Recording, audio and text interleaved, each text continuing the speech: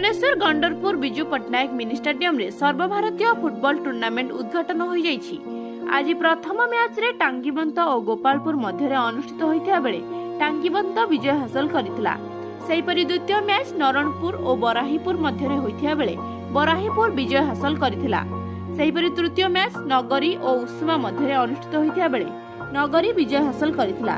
सेहिपरि चतुर्थ मैच गबस्त और मइंदपुर मध्य अनुष्ठित होइथिया बेले गबस्त विजय हासिल करितला।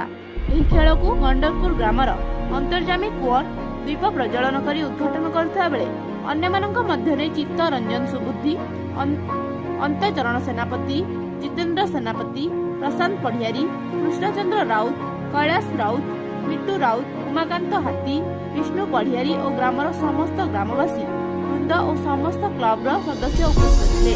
Bureau report Odisha.